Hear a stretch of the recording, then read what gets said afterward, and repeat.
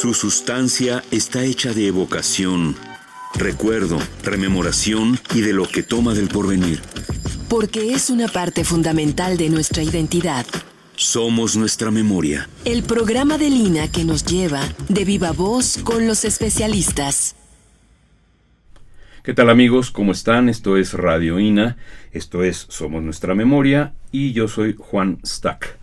El Instituto Nacional de Antropología e Historia y la Secretaría de Cultura los invitan a acompañarnos en la emisión de esta serie Somos Nuestra Memoria, en la que contamos con la presencia del arquitecto Bernardo Sarvide, quien nos hablará acerca del Museo Regional de Querétaro, que en la actualidad él preside, es la cabeza ahora de este museo, tan querido, lo podría decir, por esta cabina de Radio INA. Bienvenido, Bernardo, bienvenido, arquitecto, a esta cabina. Hola, muy buen día, muchas gracias por este espacio y esta posibilidad de hablar de nuestro querido museo. Muy bien, pues vamos a empezar hablando de los antecedentes del museo. No sé si quieras comenzar, arquitecto, por la historia del edificio, la ubicación, la cuestión urbanística, o simplemente de quién lo edificó, en qué años. Tú tienes la palabra. Este museo es uno de los edificios más importantes del centro histórico de la ciudad de Querétaro. Fue la primera construcción religiosa y fue el punto de la traza urbana de la ciudad. El convento como tal, el convento grande de San Francisco, tuvo varias etapas, pertenece a los franciscanos, obviamente olvidé decirlo al inicio. La primera culminación del convento y de la iglesia fue en 1567, siglo XVI.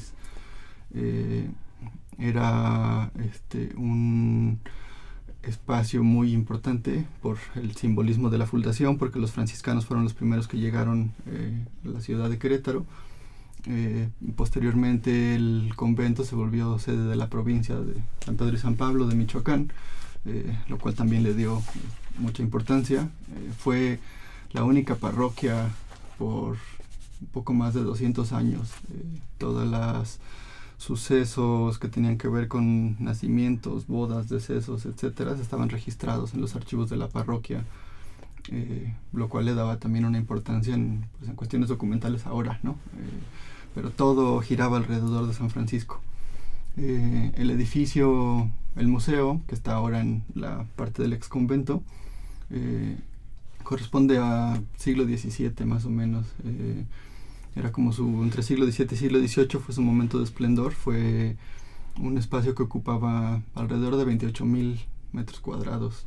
Para ponerlo en perspectiva, la sección que ocupa ahora el museo son 6,000 metros cuadrados, ¿no? El edificio sufrió transformaciones a lo largo del tiempo. Después de este gran momento de esplendor empezó pues un cierto declive un poco después de la independencia, más o menos, ¿no?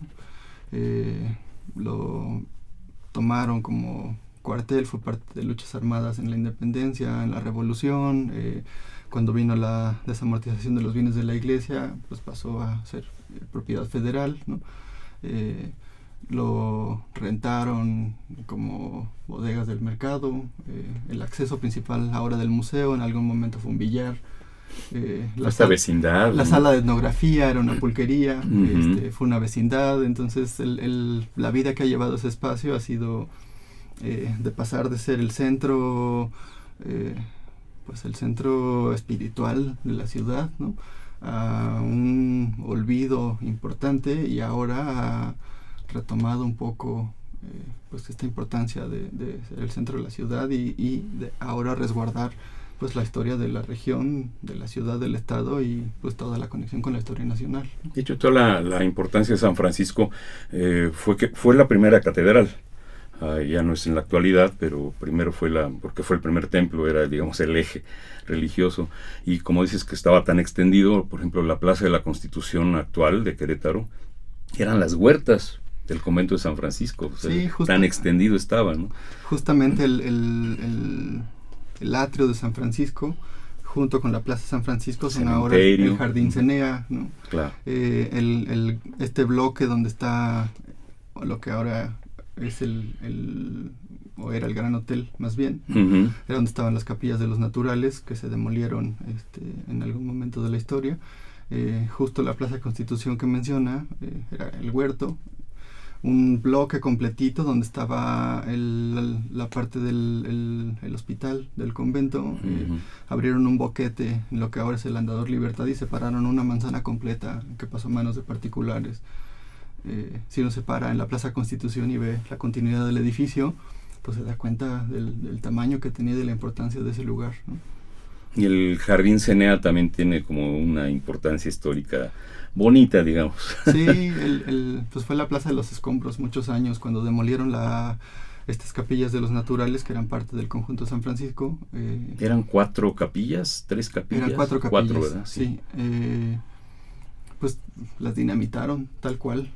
Hay varias leyendas sobre que las tiraron a cañonazos. Sí, había leído eso. Y finalmente, pues esa fue un tiradero de un edificio derruido muchos años y era, pues un poco una vergüenza para la ciudad, ¿no? Y en el mero centro. Y Benito Santos Cenea tomó la intención de recuperar ese espacio, de limpiar la plaza y de hacer este gran jardín. Y él se murió antes de verlo terminado, pero pues ahora lleva su nombre, y este gran jardín que tenemos ahora es gracias a él, ¿no? Y además Benito Santos Cenea murió muy joven, murió 35 años, un 15 de septiembre, por cierto, en medio de una fiesta, un baile que era por las fiestas de la independencia. Pero el jardín en la actualidad como que está tiene una fuente dedicada a la diosa Hebe. Ajá. Hebe. En fin, como que es un lugar ideal para que esté enfrente del Museo Regional de Querétaro. Claro. Sí, hay un kiosco muy bonito y está el kiosco es porfiriano, de hierro fundido. Sí. Incluso decían que no está en el mero centro porque como fue muy posterior, entonces lo tuvieron que poner el kiosco a un ladito. Es que como, sí, justo están peleando un poco como la parte central, la fuente y el kiosco. Muy bien. Sí. El museo, después de todos estos avatares, se convirtió en museo como tal en 1936. Este año cumple 80 años, el 6 de noviembre. Justo 80 años. Sí. Un personaje importante en Querétaro, don Germán Patiño, inspector de documentos y alguien de monumentos, y alguien preocupado por la conservación del patrimonio antes de que hubiera discusiones como tal. Pues logró conservar acervos importantes de arte y de historia con los cuales se conformaron el acervo del museo. De hecho, él funda este museo en el 1936 y el INA se funda en 1939. Sí, justo. Entonces le toca esta transición de cómo prepararlo para que finalmente pase a formar parte de la estructura de nuestro instituto. Sí, don Germán estaba a cargo de la Academia de Bellas Artes de Querétaro. Y ¿El qué era? De oficio, de profesión. Sabe que no lo sé de formación. Germán Patiño sí. Díaz. Ajá. Y era pintor, era fotógrafo, era historiador. En realidad no sé qué formación formal habrá tenido como tal, pero era pues una enciclopedia andante y un personaje muy, muy valioso, ¿no? En esta Academia de Bellas Artes que él dirigía, logró tener una donación de San Carlos, donde llegó uno de los acervos importantes. Pictórico, ¿no? Sí, grandes colecciones de pintura novohispana y de cosas que salían de la propia Academia de San Carlos. En algún momento la Academia les estaba quedando corta, porque ahí se resguardó este acervo que venía de San Carlos. Un antecesor de nuestro museo es el Museo Patrio, que cerró pues justo en los 30 de 1900 y funcionó como de finales de 1800 a más o menos 1930. Pero ya no funciona en la actualidad. No, se cerró, todo eso se resguardó en la Academia de Bellas Artes, después cerraron la Academia de Bellas Artes y esos acervos conformaron el Museo Regional como tal. Porque está también el templo y exconvento de San Agustín, que es el museo de... San Agustín es el Museo de Arte. De arte de Querétaro. Y justo el Museo de Arte debe tener más o menos 26 reciente. años. Sí. Y se abrió con un comodato del acervo del Museo Regional de Querétaro. El acervo que tiene el Museo de Arte, digamos, el acervo del museo era tan grande, pues que dio para 2 museos. Uno lo hicieron tal Museo de Arte y el nuestro se volvió más bien un museo de antropología, arte e historia, pues como corresponde además un poco a la vocación de nuestro instituto. De Lina, claro. Estas capillas de los naturales de las que hablábamos hace rato, ¿qué eran? O sea, ¿era por ¿Eran capillas externas, como capillas abiertas, capillas de indios? Justo para no pues revolver a los estratos sociales, digamos, Uh-huh. y a las clases sociales, había una capilla pues como específica. Además que al principio todos los procesos de evangelización sucedían en el atrio de la iglesia, pues porque era difícil, ¿no? Usar la iglesia como tal. Cuando empezó a crecer la población, pues la iglesia principal era para los españoles, digamos, ¿no? Y las 3 capillas que tenían, las 4, hay una que no se tiene tanta información, eran pues justo para las poblaciones de indios y los pues diferentes pueblos originarios, digamos, ¿no? ¿Y serían de aquellas capillas que tienen hornacinas para llegar y poner el santo en cuestión, o sea, temporalmente? No hay idea, porque se destruyeron, obviamente. Pues están descritas en varios documentos históricos. Hay algunos interpretaciones de una reconstrucción arquitectónica. Justo ahorita andamos en un proceso de rescate de información para hacer una maqueta del edificio completo junto con las capillas de los naturales, ¿no? Uh-huh. Volviendo a don Germán Patiño, ya mencionaste, arquitecto Sarvide, que inició con pinturas que venían del acervo de la Academia de San Carlos, de aquí de la Ciudad de México. Pero ¿qué otros acervos fueron conformando este museo en un principio, aparte de lo pictórico, digo, lo etnográfico, en fin? Sí, digamos, de origen fue la donación de la Academia de San Carlos, que en realidad venía de Bellas Artes Querétaro, el Museo Patrio, y don Germán tuvo un salvoconducto del gobernador en ese momento para rescatar pinturas, esculturas y objetos de valor artístico e histórico que hubiera en los templos de la ciudad. Uh-huh. Es así que una colección de pintura de frailes vino, por ejemplo, del Convento de la Cruz, ¿no? De este espacio de propaganda fide. Uh-huh. Rescató de San Felipe Neri, que ahora es la Catedral de Querétaro, armarios barrocos, varias pinturas de la iglesia de Santiago. Entonces recuperó pinturas, libros, documentos con este salvoconducto que pudo resguardar para que no fueran destruidos en la independencia. Hubo varios sucesos muy trágicos en Querétaro. Hicieron una quema de confesionarios y de púlpitos afuera de alguna de las iglesias. Entonces hubo mucha destrucción. Ahora, si hay una división entre la iglesia, el templo y el exconvento, sí, pues el templo sigue ahorita en funciones. El templo sigue en funciones. Uh-huh. Pues hay todas las comunicaciones que compartía el templo con el convento están tapiadas, ¿no? Uh-huh. Se tiene registrado un poco cómo era el funcionamiento del edificio por completo, pero esta manzana que compartimos ahora es justo una sección del exconvento y la iglesia completa, uh-huh, ¿no? Bueno, la última iglesia. Pero todo está frente al Jardín Cenea. Sí.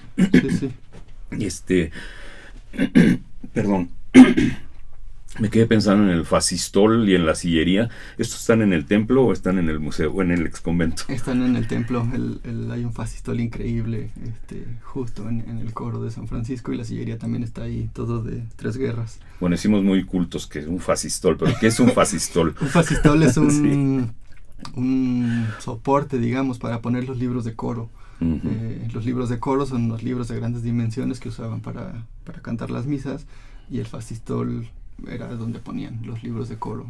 Como atriles, ¿no? Muy exacto, grandes. Un atril, sí, muy grande, y uh-huh, en particular es un atril impresionante, ¿no? Hay unos muy sencillos y hay unos muy elaborados, justo el caso de San Francisco. Aquí en la Catedral de México tenemos uno también espectacular, ¿no? Bueno, la Catedral de México sí, es espectacular por donde se vea, ¿no? ¿Y de 3 guerras es la sillería? Sí. Uh-huh. Que también en Querétaro hay ¿qué es un Neptuno? Hay una fuente de Neptuno. Una fuente de Neptuno que es de 3 guerras también. Tiene la fuente, que es un arco, digamos, con el personaje de Neptuno en la fuente, también es de 3 guerras. 3 guerras era de Celaya. Sí. Bueno, lo que pasa es que toda esa zona era Guanajuato antes, digamos, era Otomí de origen. El mismo nombre de Querétaro creo que es Otomí, o bueno, tiene que ver con Queréndaro. Queréndaro antes era lo que se convierte en Querétaro, en fin. esta zona, Guanajuato, Michoacán, esta parte del Estado de México, Hidalgo, por supuesto, y Querétaro era una zona otomí muy importante entonces. Pero bueno, volvamos a nuestro museo, porque me encanta irme por las ramas. En la actualidad tiene una serie de salas, digamos, ya está subdividido en salas. ¿Con qué salas cuenta? ¿Cuántas salas tiene? Son 6 salas permanentes, una biblioteca conventual, 2 pasillos temáticos. Tenemos 3 salas de exposiciones temporales, un auditorio, un espacio que funciona para comunicación educativa, el área lúdica, y bueno, los 2 patios principales, ¿no? De este primer origen de acervo hubo varias adquisiciones posteriores que tenían que ver también con los trabajos propios del INA. Nuestra primera sala es Querétaro Prehispánico. Querétaro Prehispánico tiene colecciones que vienen de las excavaciones de las zonas arqueológicas del estado, producto del trabajo del instituto, de algunas donaciones y de algunas piezas que llegaron previo al INA, que venían sobre todo del Cerrito. El Cerrito. Esta primera sala está dividida geográficamente. Hay una primera introducción general para entender dentro de todo este espacio de Mesoamérica y la línea del tiempo en donde pertenecía a Querétaro, y después está dividido en el Valle de San Juan del Río, el Valle de Querétaro, la Sierra Gorda y una sección destinada sobre todo a los chichimecas, que en realidad era una frontera que se movía, ¿no? Justo, pues Querétaro es un poco también como la transición hacia el norte, ¿no? La parte de la Sierra Gorda estaban los pames y los chichimecas, y los otomíes estaban en Querétaro, y más bien ocupaban toda esta zona de Hidalgo. Y tenemos piezas importantes. No había grandes construcciones, no tenemos cosas como de los mayas, por ejemplo, ¿no? Tenemos algo un poco de influencia tolteca, por ejemplo, sobre todo en el Cerrito, que es donde había las construcciones más grandes o las piezas más grandes, ¿no? En realidad tenemos mucha cerámica. ¿El Cerrito dónde está? El Cerrito está en el municipio vecino de Querétaro, que es Corregidora, la Villa Corregidora. Y hay otras zonas arqueológicas también. Hay en la Sierra Gorda está Ranas y Toluquilla. Hace un par de años abrieron al público Tancama, que está cerquita de Jalpan. Hay algunos otros lugares en San Juan del Río, el Rosario, que no están abiertos al público, pero que hay investigaciones importantes. Tengo una duda sobre la escultura esta del adolescente, que creo que hay 2 adolescentes. Es una pregunta que te hago directamente. El adolescente que está en el Museo Regional es de Jalpan. El adolescente que tenemos es una réplica. Ah, es una réplica. De Tamuín, y el original está en el Museo de Antropología. Pero ahí había otro adolescente de Jalpan.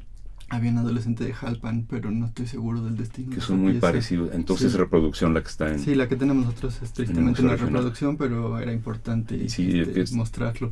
Sí, es que Tamuín y Jalpan son como...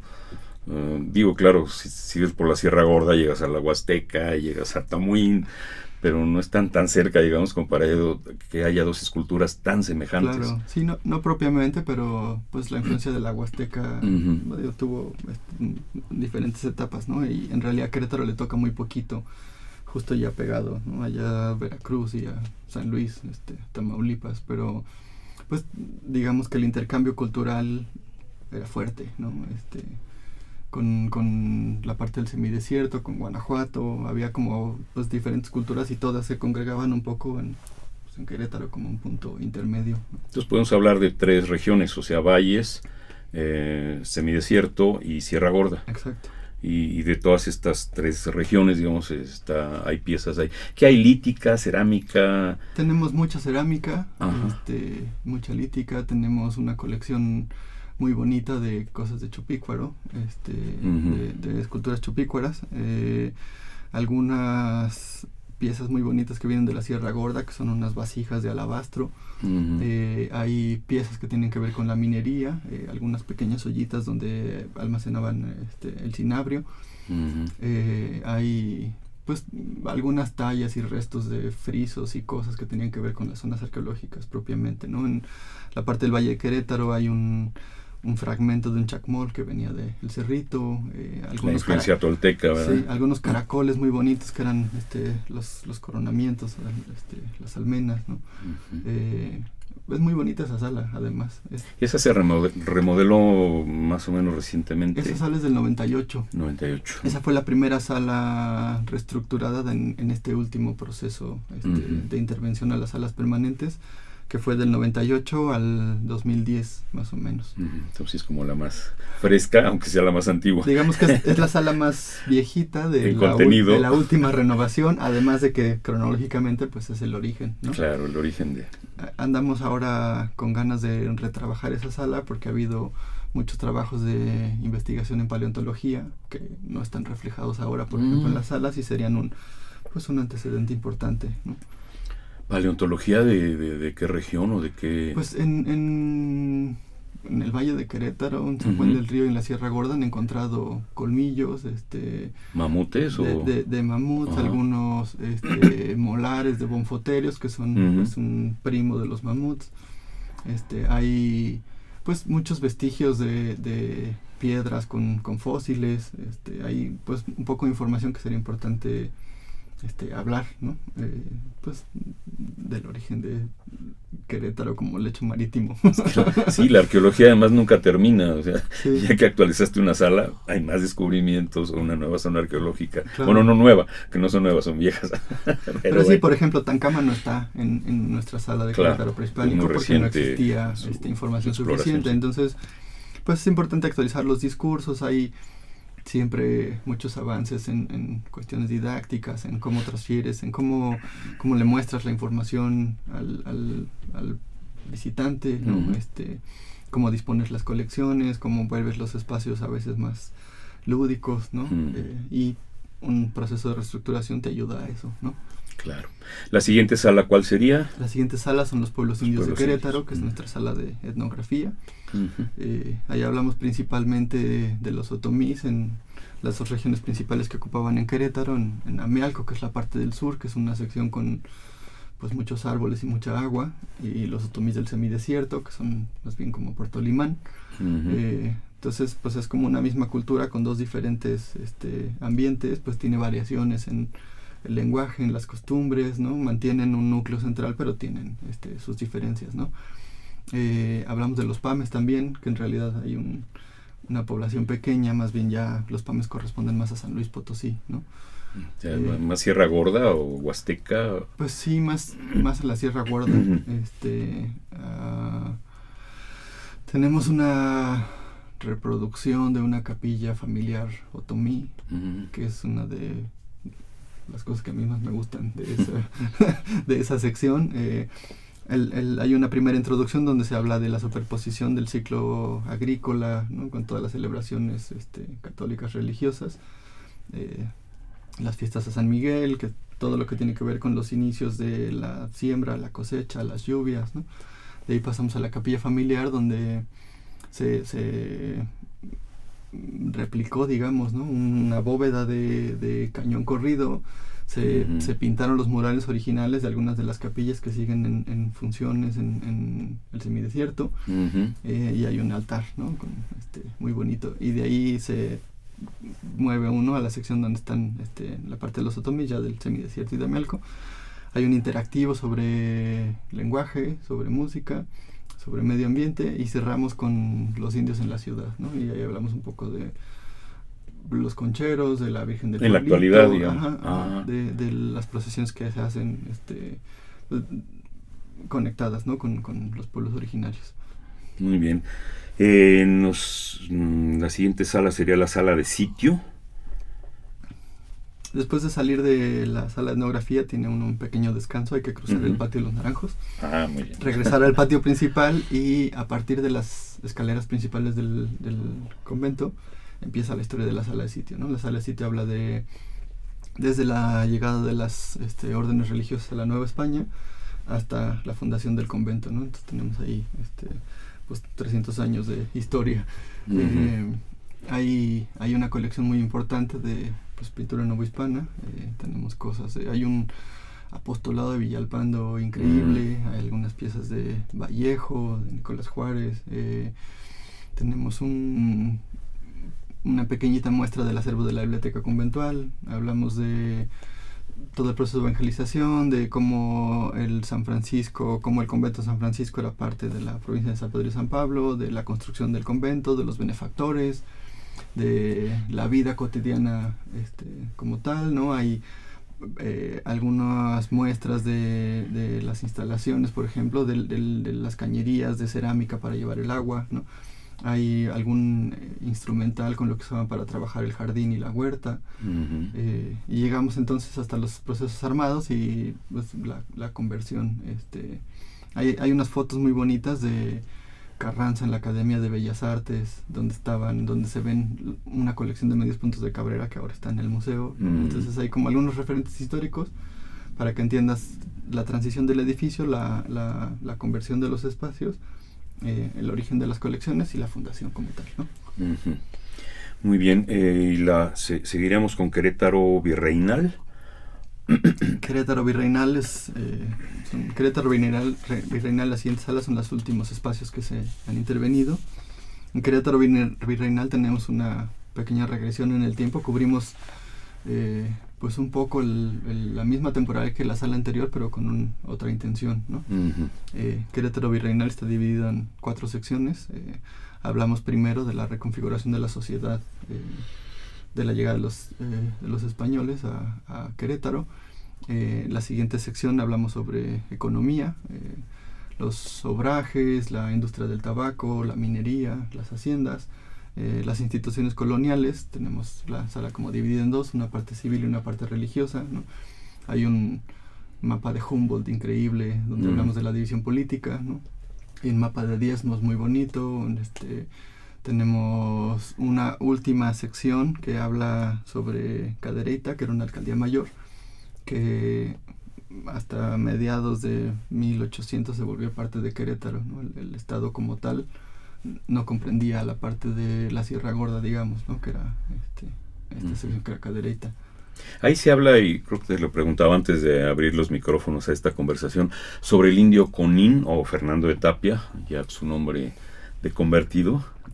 ¿Esa historia viene ahí? Pues hablamos un poco al principio sobre la fundación de la ciudad, sobre esta parte mítica de la aparición de Santiago Matamoros en el cielo durante un eclipse que fue la pacificación, ¿no? Y la posterior fundación de la ciudad. Tenemos una pieza contemporánea que mandamos a hacer donde se ve a Santiago Matamoros en el cielo, la iglesia de San Francisco, y abajo está el mercado donde se encontraban todos los estratos sociales y donde se veía la mezcla de productos, de las cosas que llegaban de la Nueva España y lo que se producía, ¿no? en local. Es como muy ilustrador. Y pasemos mención al personaje, ¿no? Fernando de Tapia era un cacique otomí muy importante, el cual además está enterrado en la primera iglesia de San Francisco, pues parte del convento de San Francisco, ¿no? Donde radica su importancia. Y además hablamos de él un poco también en la sala de sitio, porque él y su familia fueron benefactores de la construcción del convento. Claro. Y que su cacicazgo duró 3 generaciones, ¿no? Primero su hija, sus nietos, en fin, aunque tuvo una larga presencia. Sí, su hija pidió también que la enterraran en una de estas capillas de los naturales. Que se hizo monja, ¿no? La hija. Era algo del Espíritu Santo, no me acuerdo el nombre, pero era algo del Espíritu Santo. Era la no hija, estoy seguro, pero es una gran probabilidad. Sí, muy bien. Terminamos ya con la sala con Querétaro Virreinal. Tenemos faltan 2 salas, una que completa el recorrido cronológico que es Querétaro en la historia mexicana.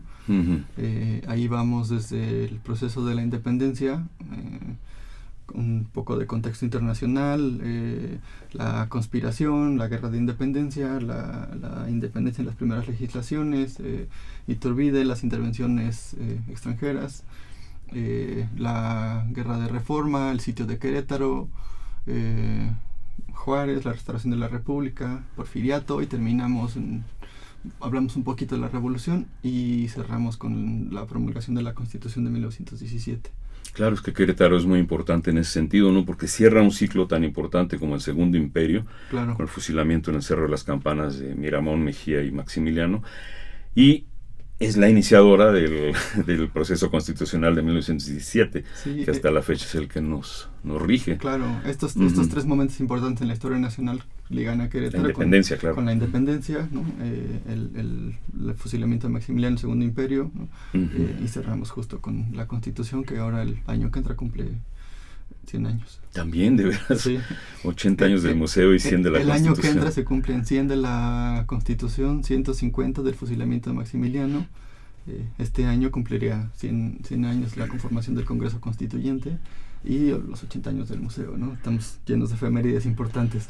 Vaya que sí. Ahorita me acordé cuando Maximiliano le entrega su espada a Mariano Escobedo, ahí al pie del Cerro de las Campanas.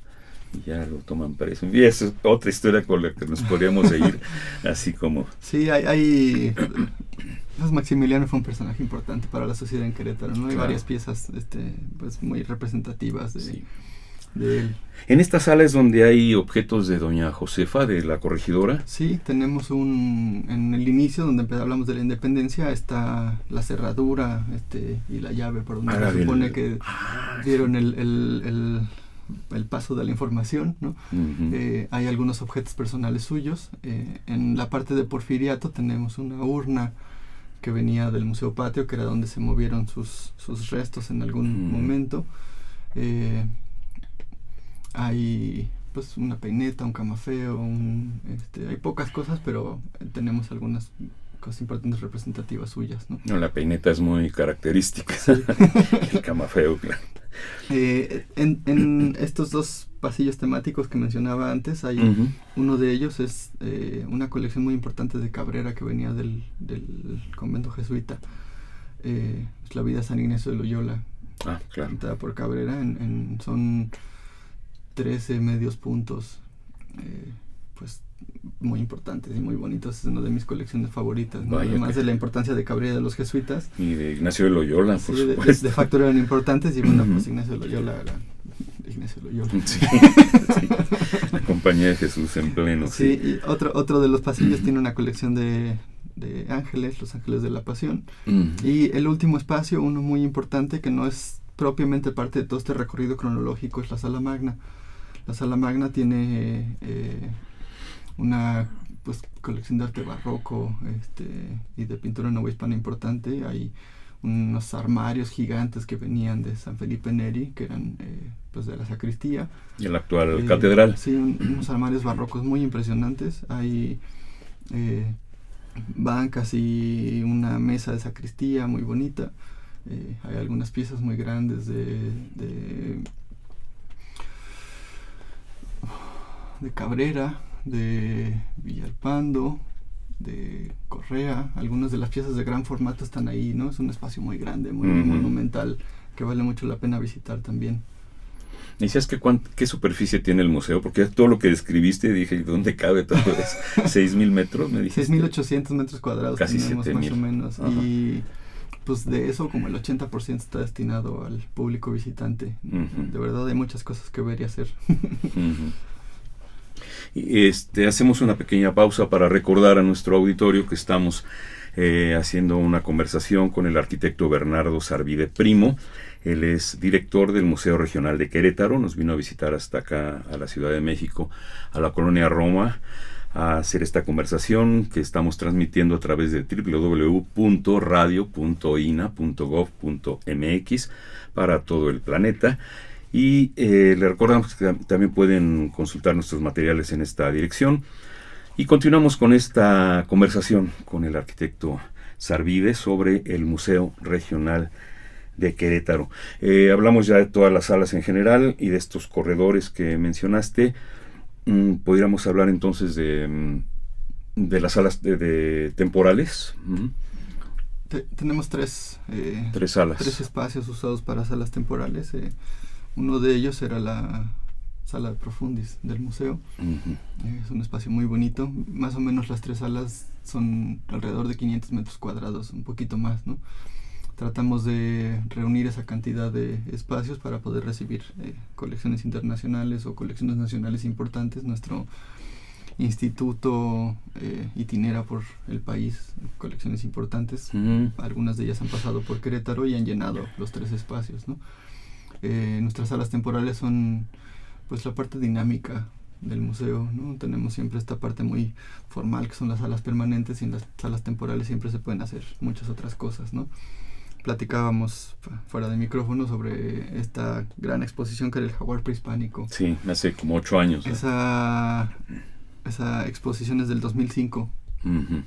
Entonces yo la sentía muy reciente. Un poco más, pero sí, a mí también me parece que fue ayer, pero... Y esta era una exposición increíble que abría con una parte como muy etnográfica. Eran unos videos sobre la tigrada en Guerrero. Había un despliegue de colecciones arqueológicas impresionantes. Uh-huh. Había pues esculturas de jaguares que venían de Yucatán y de Campeche de varias toneladas, que fue toda una hazaña meter a la sala y poner en su lugar. Y cerrábamos con un video de transformación de una persona en jaguar muy importante y un entierro. Uh-huh. Pues muy bonito de unos esqueletos de jaguar que tuvieron que rearmar y reconstruir en la sala huesito por huesito. Fue una exposición muy importante para Querétaro. Pero hay que mencionar que el arquitecto Bernardo Sarvide ha llegado a la dirección de este importante Museo Regional de Querétaro, porque ha trabajado en él precisamente en la cuestión museográfica, en la coordinación, producción, montaje de exposiciones, en remodelaciones. Has participado mucho, o sea, ¿conoces el museo desde sus entrañas? Sí, he tenido la fortuna de ser Ajá. parte de muchos procesos. Me tocó la reestructuración de las últimas 3 salas permanentes. Uh-huh. Yo estuve participando en el proyecto, en el equipo de trabajo desde Querétaro Virreinal. Me tocó un proceso muy importante de intervenciones al edificio. Hubo como 5 años de obras ininterrumpidas. Arreglamos el drenaje de todo el edificio. Lo que no se nota. Completamos toda la impermeabilización de las cubiertas, que tampoco se ve, pero fue un gran trabajo. En cada sala permanente que íbamos trabajando, hacíamos adecuaciones arquitectónicas, ¿no? Quitábamos muros que no correspondían al edificio. ¿Cómo detectan eso?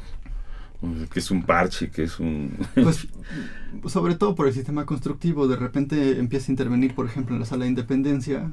Empezamos a trabajar un poco los aplanados y te encuentras con una viga de concreto con varillas. Claro. Entonces, bueno, pues eso te da la certeza de que no es de ahí, ¿no? No. Por lo pronto. Pero además hay un equipo importante de arquitectos del Centro INA Querétaro que además pues llevan estudiando el edificio muchos años y saben un poco cómo era la estructura formal de un convento franciscano.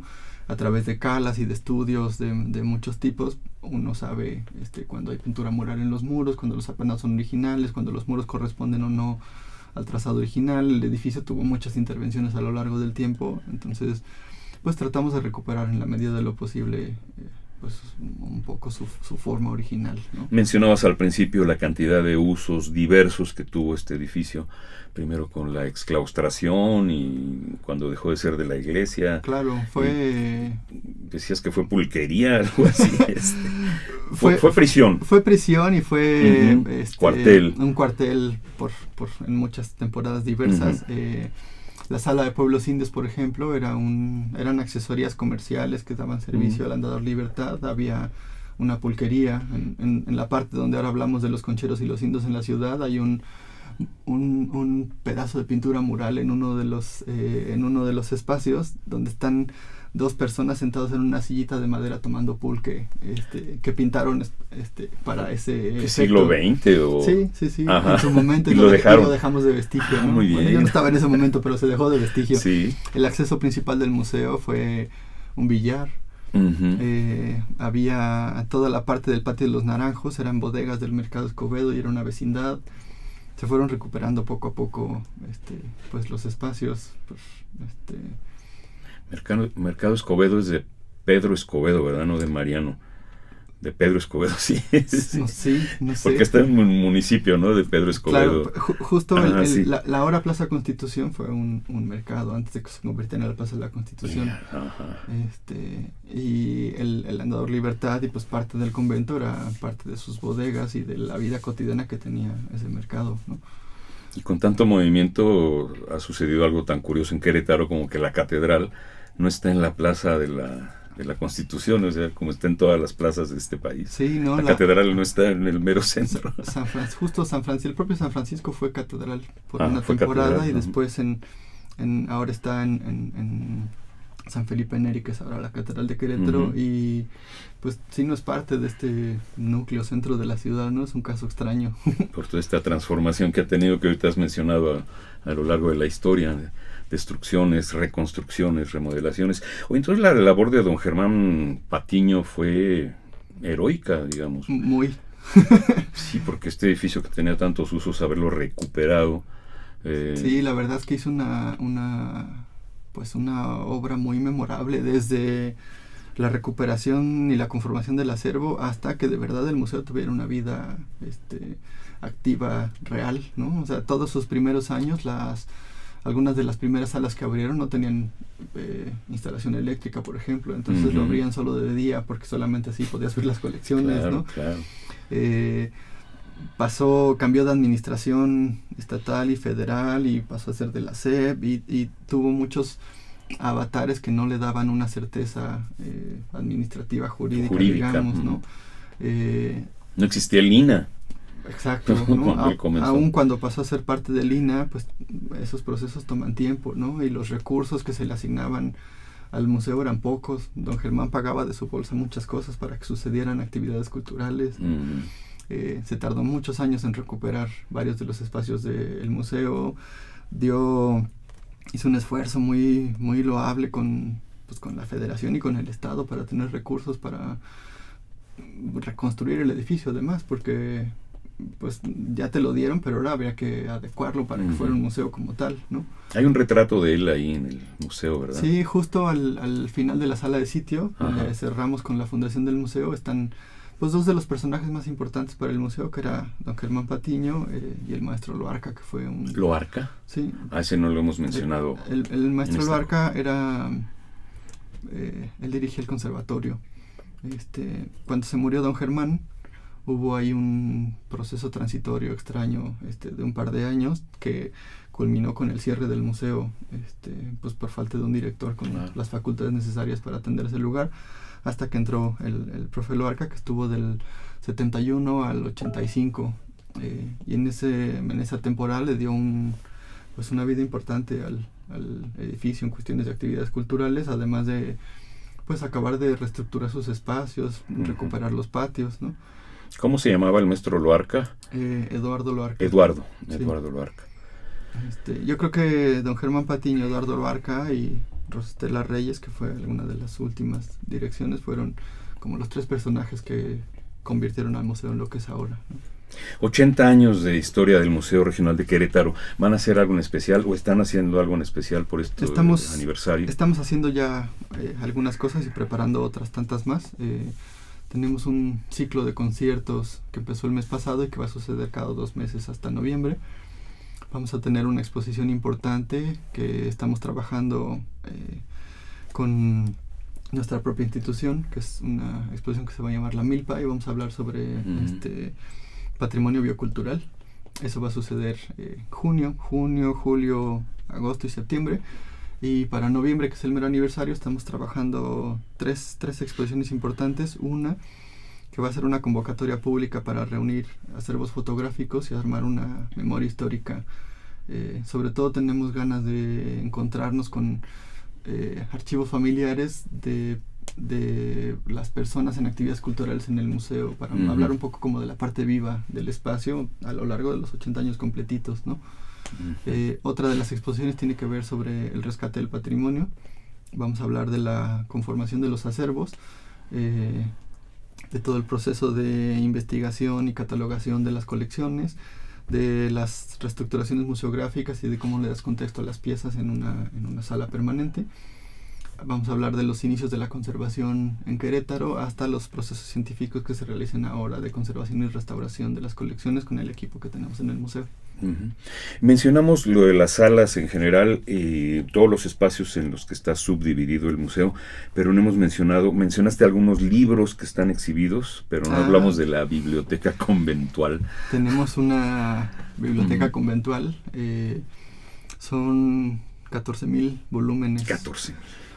Que vienen de no solo de San Francisco, es un acervo que se rescató más bien como de los varios conventos que había en la ciudad, que vino a dar con esta cantidad de libros. Hay libros desde 16 a 18 más o menos, ¿no?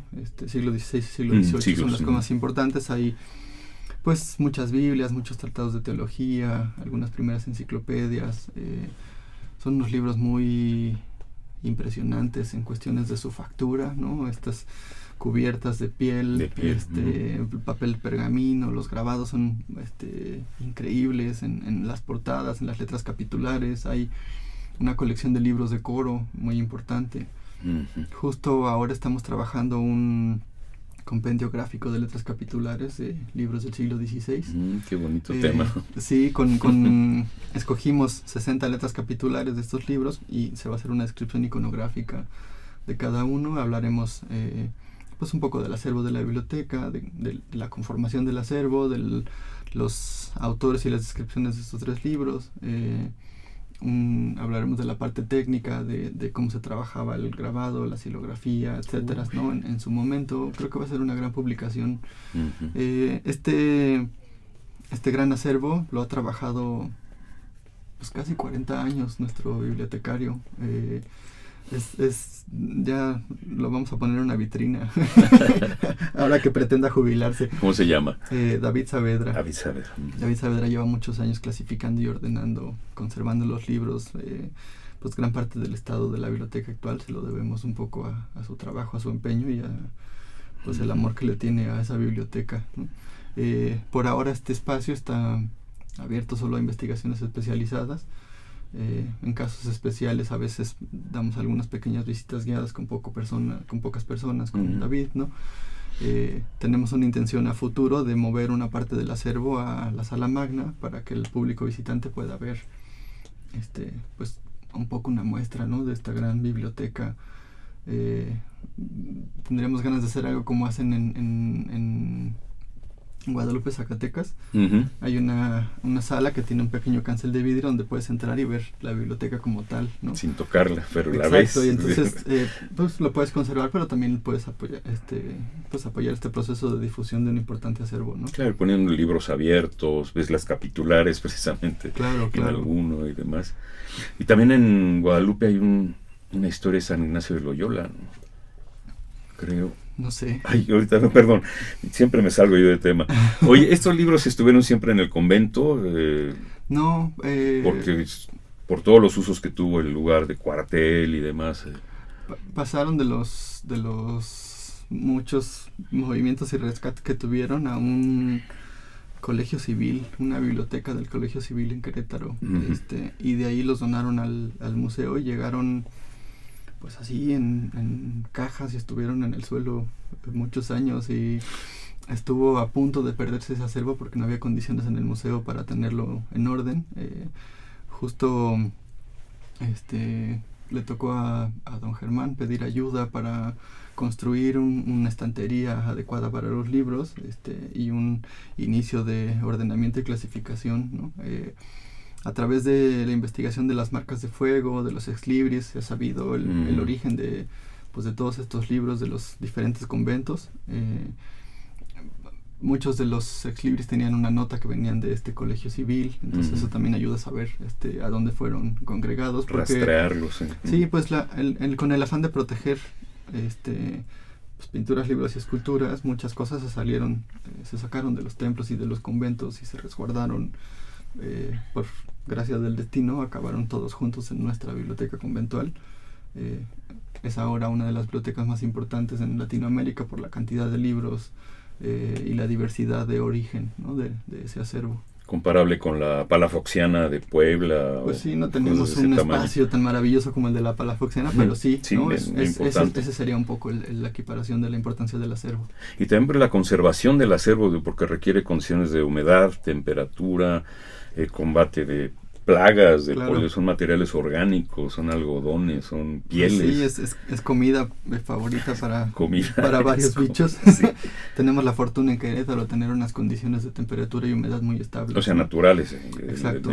Lo cual ha permitido que el acervo se conserve como tal, sin tenerlo encapsulado, digamos, ¿no? Con una cosa de control de humedad y un aire acondicionado. La verdad es que salvo a veces un poco de resequedad que tiene el ambiente, que eso se compensa con trapear el piso. Tan sencillo como eso. Sí, hay un control muy estricto, ¿no? de las condiciones que tiene la biblioteca, pero no ha hecho falta. Los libros, digamos, están ya muy habituados a las condiciones climáticas de Querétaro y el resto de las colecciones, ¿no? ¿Qué va a pasar con este museo de aquí a que cumpla 100 años? ¿Cómo lo ves? ¿Cómo te lo imaginas? Pues, ¿O qué vas a hacer tú? Justo estamos empezando un nuevo proceso de reestructuración. Hay que retrabajar mucho la actualización de contenido, sobre todo, ¿no? Los procesos de investigación son permanentes y siempre te das cuenta de a veces algunas cosas que dejaste fuera. Cuando se reestructuran las salas, también haces rotación de colecciones. El museo tiene 20,000 piezas en su acervo, incluidas la biblioteca conventual. ¿Exhibido todo, no? De eso tenemos en exhibición alrededor de 2,000 piezas, más o menos, ¿no? Hay muchas piezas que tenemos en la bodega de colección que prestamos o usamos para exposiciones temporales, pero que en estos procesos de reestructuración a veces toman posición, ¿no? De regreso a las salas permanentes. Hay muchas investigaciones y procesos sobre, pues, la parte educativa, la parte lúdica, todos los procesos de comprensión y disfrute de las colecciones y de la información que te obliga, ¿no? a rehacer los espacios. A veces hay pues la evolución de la tecnología te permite hacer muchas cosas, ¿no? La sala de arqueología, por ejemplo, necesita, pues, replantear un poco su estructura para incluir nuevas zonas arqueológicas, ¿no? Querremos hacer un proceso, yo calculo, de tal vez otros 15 años para volverle a dar la vuelta a todas las salas permanentes. Uno de los proyectos importantes sería este movimiento del acervo de la biblioteca a una parte pública del edificio. En la actualidad, ¿cómo es la relación del Museo Regional de Querétaro con su comunidad, con el pueblo, con la gente de Querétaro? Es uno de los museos más visitados del estado. ¿Ah, sí? Tenemos alrededor de 130,000 visitantes al año. Y no es gratuito, ¿verdad? Y no es gratuito. De esos 130,000, más o menos la mitad es público escolar, ¿no? Entonces somos un apoyo muy importante para la educación básica. Tenemos muchos contenidos que están ligados con la educación básica, que eso ayuda, ¿no? a la parte de las visitas escolares, y tenemos muchas actividades a lo largo del año de formación, talleres, conferencias, conciertos, pues que hace que esta vida dinámica ayude a que el público local se vuelva recurrente. Somos un punto obligado para todo el turismo nacional y extranjero, pues ahí está, ¿no? La historia de la ciudad. Además del propio edificio, que es una maravilla, las colecciones de verdad son importantes, ¿no? Y si uno quiere entender un poco Querétaro, hay que ir al Museo Regional. Sí. Muy bien. Hoy nos queda ya muy poco tiempo. ¿Con qué quisieras despedirte? Perdón, te iba a preguntar algo desde hace rato, que siempre lo mencionan en estos micrófonos, pero mi ignorancia es profunda, que es una sala de profundis. La sala de profundis era un espacio de oración que tienen muchos de los conventos. Estaba una sala muy grande, un solo espacio donde hacían pues capítulos, donde era una sala de oración, y estaba ligada, en este caso nuestro museo, al refectorio, que era la parte del comedor, ¿no? Justo el auditorio es el refectorio, el espacio del área de comunicación educativa eran las cocinas.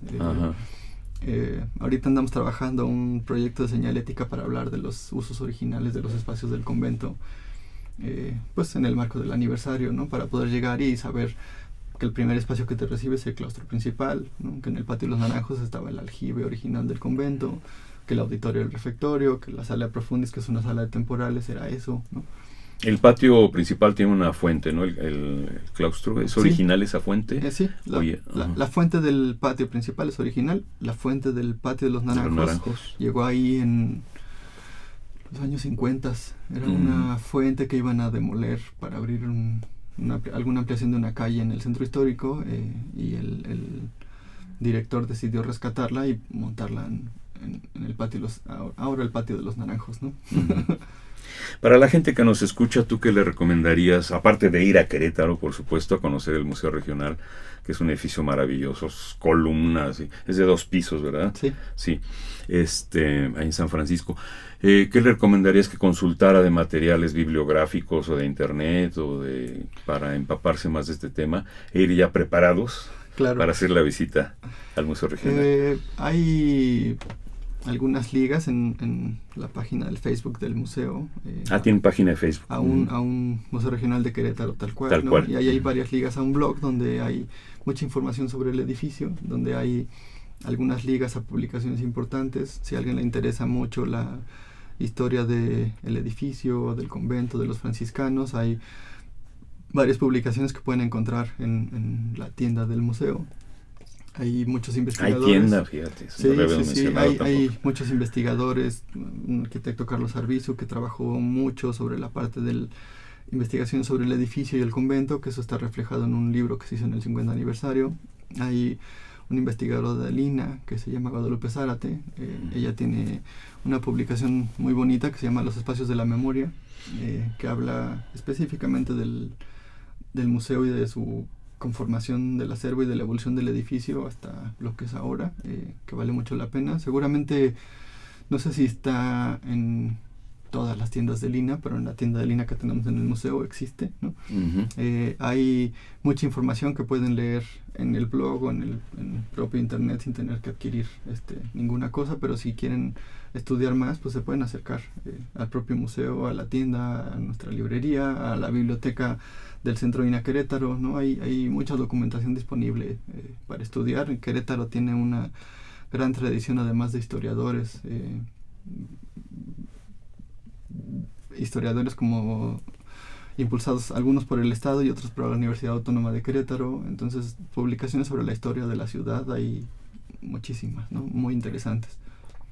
¿Qué te ha significado a ti tan joven llegar a ser el director de este importante museo? Pues es un gran privilegio y sobre todo una gran responsabilidad, ¿no? Uh-huh. Sobre todo, pues sabiendo un poco la labor que han hecho los directores anteriores, ¿no? Justo la directora anterior, Rosa Estela Reyes, que estuvo 15 años, cuando tomó la dirección era pues un poco de mi edad, digamos, ¿no?